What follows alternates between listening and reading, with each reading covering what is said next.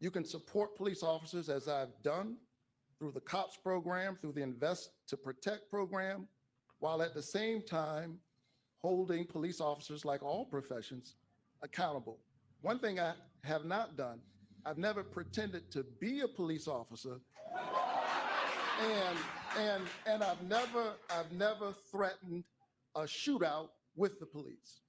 Well, and now I have to respond to that. We are moving on, I have gentlemen. to respond to that. And you know what's so funny? I am with many police officers, and at the same time, Mr. Walker, Mr. Walker, Mr. Walker, Mr. Walker, excuse me, Mr. Walker. Please, out of respect, I need to let you know, Mr. Walker, you are very well aware of the rules tonight. Yes. And you have a prop. Yes. That is not allowed, sir. Yes. I ask you to put that prop away. Well, it's not a prop. This is real. And he said, I have a problem. I never worked with law enforcement. It is considered a prop, Mr. Walker. Yes. Excuse me, sir. Yes. You're very well aware of the rules, aren't you? Well, Aren't you aware of the rules? He brought up the truth. Let's talk about the truth. Thank you for putting that prop away. And as a matter of fact, we still have a lot to get to, and we are not going to continue this. We're going to follow up with a question. What just happened?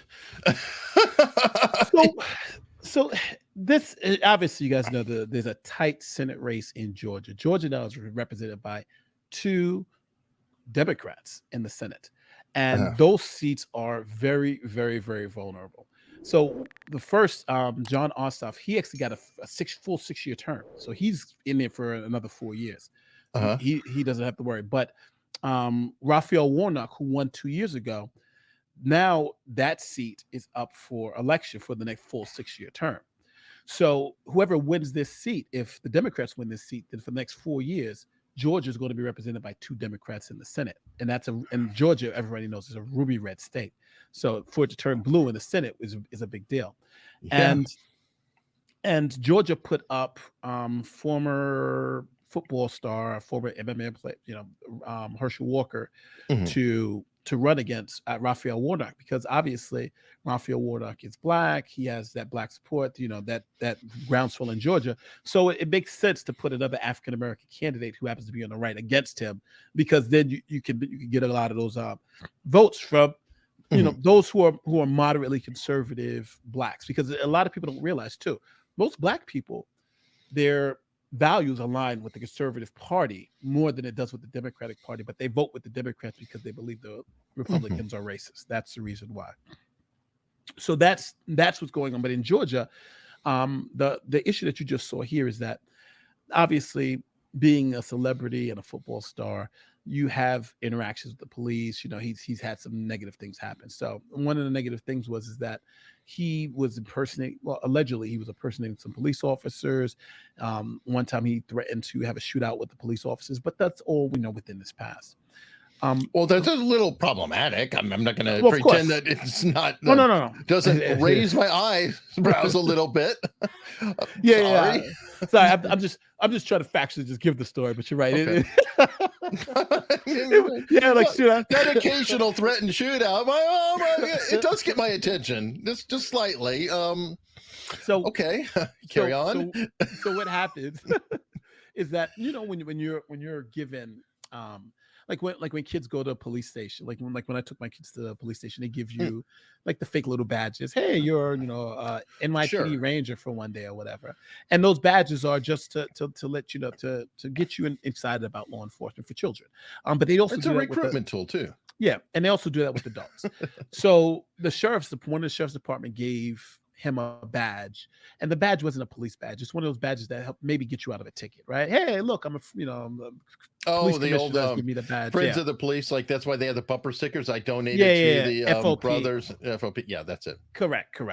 So that's what he has, but he's presenting it as he's a police officer. That's what the gag is here, is that they're saying he's presenting a badge if he is an officer, and he's like, no, I'm not presenting the badge as I'm an officer.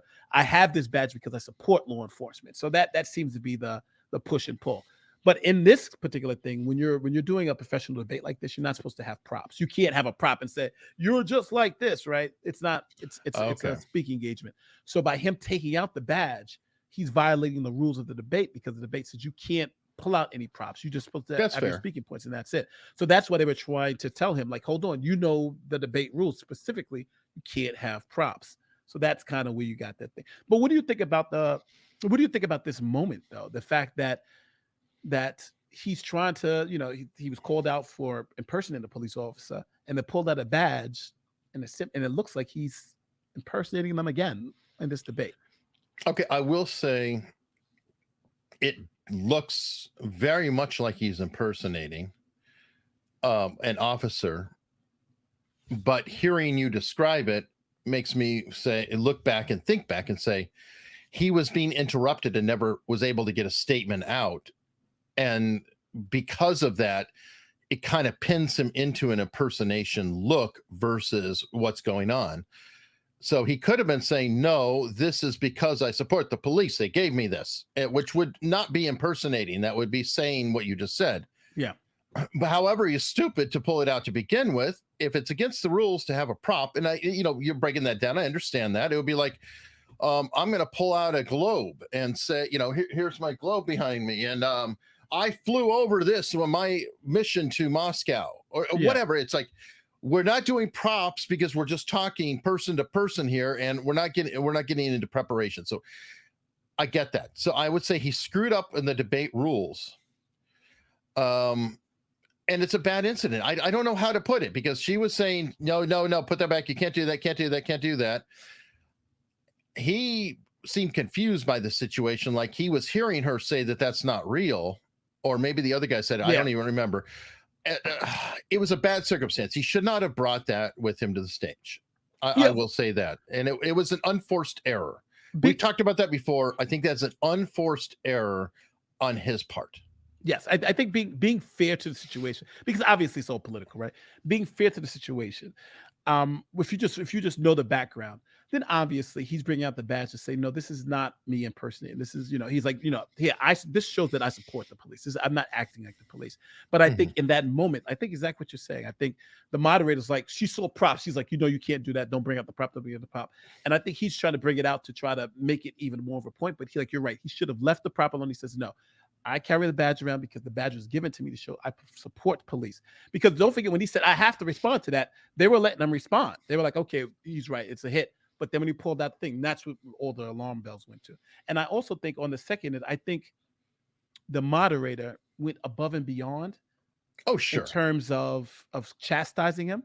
Because I think she could have easily said, well, we all know props. And that whole thing is, you knew the rules, blah, blah, blah, blah. The prop. Now she's made it a lot bigger. Yeah, she's a school marm. Yeah. And she didn't stop and explain to everybody, because that would have been a big difference. You're right. Her chastisement really pinned him and made him look even worse, like he was actually trying to impersonate. Correct. It gave that impression. And I'm not going to ascribe motivations to her, but it did feel like if I found out that she happened to donate to the opposite party every time, I would not be shocked at all. Absolutely. I feel that it might have been appropriate to say, stop everything. And then to the audience, Mr. Walker has broken the debate rules by bringing out a prop. We're not allowed to bring anything with us to the stage.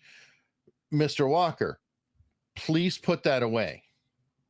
And then finish your point. Now, please go ahead and finish your answer.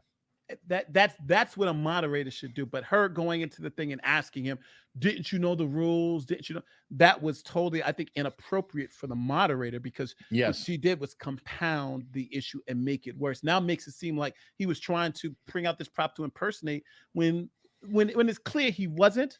But it's a great viral moment for the Democrat, right? Because he's like, look, even the moderators had to tell him to put the damn fake badge away.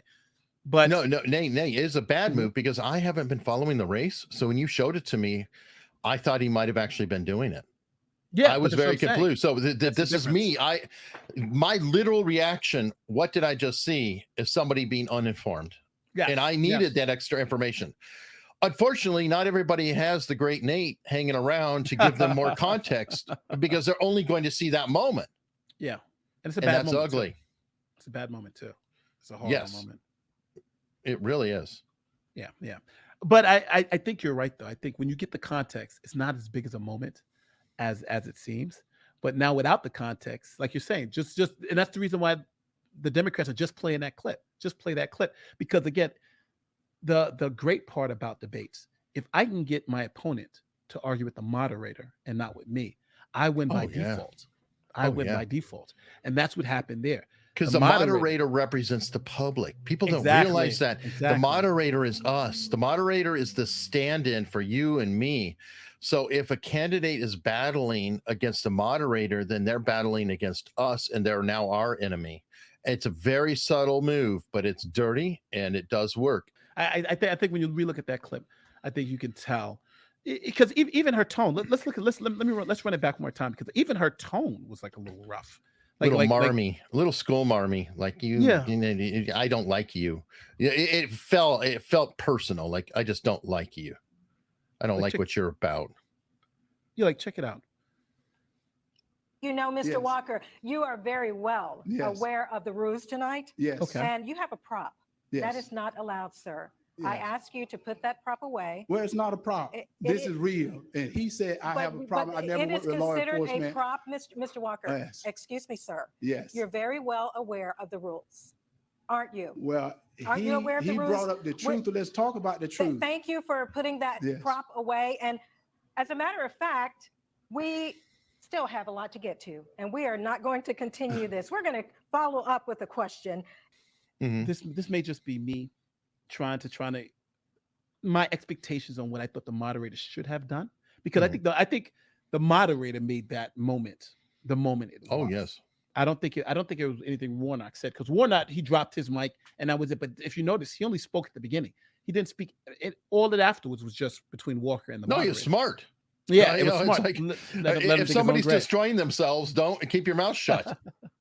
But yes, what I think about that went on with this particular situation was that the moderator could have easily just said, Mr. Walker, that's a prop. And when he said that's not a prop, he said, Mr. Walker, that's considered a prop. Can you please, take the prop away and finish your point? That was all. Explain what a prop is. Just explain what a prop is. He was obviously confused at that moment, and he should have said, anything you bring on the stage with you that isn't just you as a person is a prop.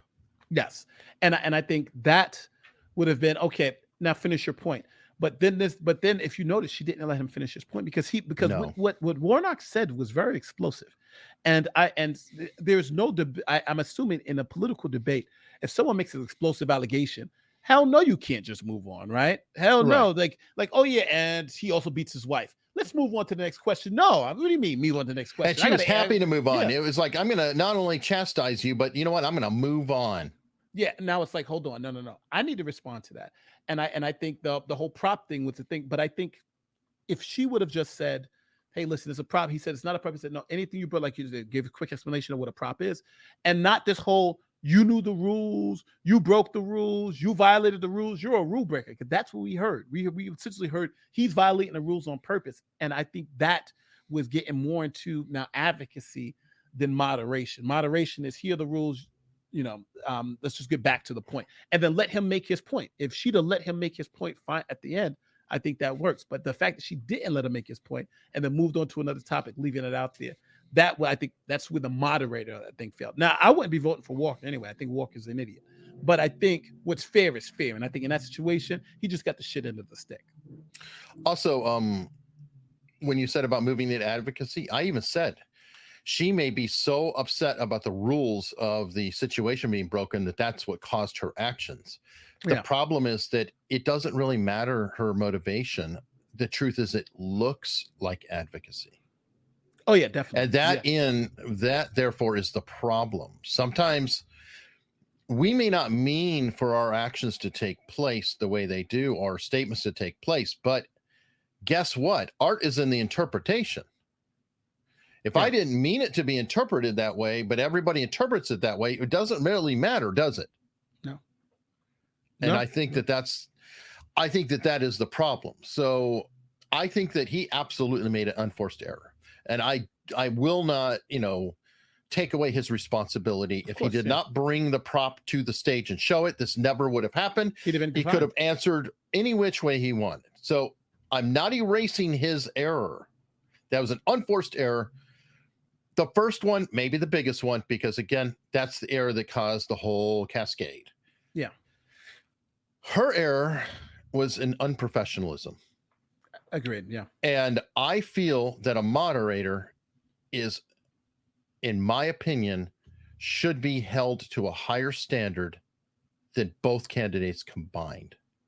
This moderator is actually representing me and you and everyone in the public, and as such needs to tone out their own personal feelings, their own personal vitriol, and everything else, because they in their role are irrelevant as a person. They are not an individual. They are a cutout and a representation whose job it is to place questions that I, as John Q. Public or Jane Q. Public, is putting forth to a politician.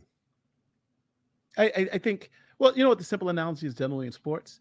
The game should never be about the referee, it should be about the players. Boom.